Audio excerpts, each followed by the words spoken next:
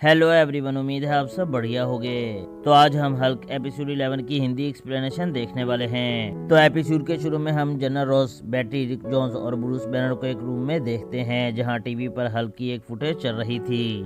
Ross banner को कहता है कि हल्क एक पावरफुल मॉन्स्टर है और वो यहाँ वहाँ फिरता रहता है, जिसकी वजह से आसपास रहने वाले आम इंसानों की जान को खतरा रहता है। इसलिए तुम कोई ऐसा वेपन या गैजेट बनाओ जिससे हम हल्क को हमेशा के लिए खत्म कर सकें। और बैनर कहता है कि मैं जल्द ही कोई ऐसा वेपन बना लेता हूँ। नेक्स्ट शॉट में हम एक मिस्टीरियस आदमी को देखते हैं जिसका नाम टायरनस था और वो अर्थ के कोर में रहता था, यानी उसकी किंगडम अंडरग्राउंड थी। और वो अजीब से दिखने वाले क्रीचर्स पर हुकूमत करता था और उन क्रीचर्स ने टायरनस के लिए बहुत से पावरफुल वेपन्स भी बनाए थे। और उन वेपन्स के अलावा टायरनस के पास अंडरग्राउंड फाउंटेन ऑफ यूथ भी था।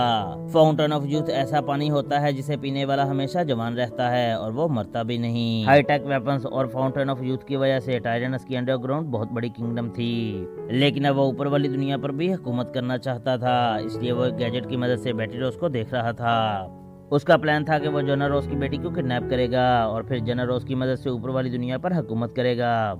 इसलिए वो भेष बदल कर ऊपर वाली दुनिया में आता है जहां वो बेटी से मिलता है और उसे बताता है कि मैं एक आर्कियोलॉजिस्ट हूँ और आसपास के केव्स में रिसर्च कर रहा हूँ। और यहाँ वो बेटी से दोस्ती कर लेता है। बेटी उसकी मुलाकात ब्रूस और रिक से भी करवाती है, लेकिन ब्रूस को टायरनस पर शक हो जाता है। कुछ दिन बाद टायरनस बेटी को अपने साथ केव घुमाने जाता है, लेकिन ये पता लगता ही बैनर और रिक भी चुपके से उनका पीछा करते हैं। केव में जाने के बाद टायरनस अंडरग्राउंड जाने लगता है, जिससे बेटी को भी उस पर शक हो जाता है और वो उसे बता देता है कि मैंने तुम्हें किडनैप किया है। और साथ ही वो रोज को भी फोन करके बता देता है कि बेटी मेरे कब्जे में है। अगर इसे जिंदा देखना चाहते हो तो तुम्हें मेरी बात माननी पड़ेगी।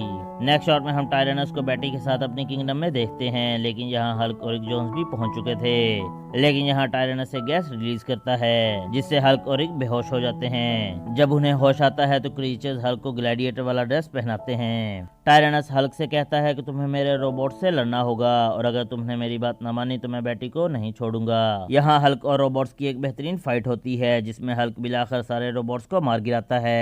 तभी मॉलमैन नाम का एक विलन अपनी आर्मी समेत टायरनस की किंगडम पर हमला कर देता है और उसकी आर्मी काफी ज्यादा थी और टायरनस अपनी आर्मी समेत उसको हरा नहीं पाता।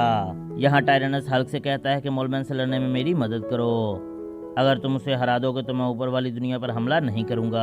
टायरनस ने काफी देर से फाउंटेन ऑफ यूथ का पानी नहीं पिया था, इसलिए वो पहले से ज्यादा बड़ी उम्र का लगने लगता है। यहाँ हल्क रिक और बेटी को बचाने के लिए टायरनस की मदद करता है और एक बहुत बड़ी फाइट के बाद मिलाकर हल्क मॉलमैन और उसकी आर्मी को हरा देता है और टायरनस बेटी, रिक और हल्क को अपनी दुनिया में वापस जाने देता है और वो वादा करता है कि मैं आइंदा ऊपर वाली दुनिया पर हमला नहीं करूंगा। यानी हल्क ने बेटी को भी बचा लिया था और साथ ही टायरनस को भी ऊपर वाली दुनिया पर हमला करने से रोक दिया था।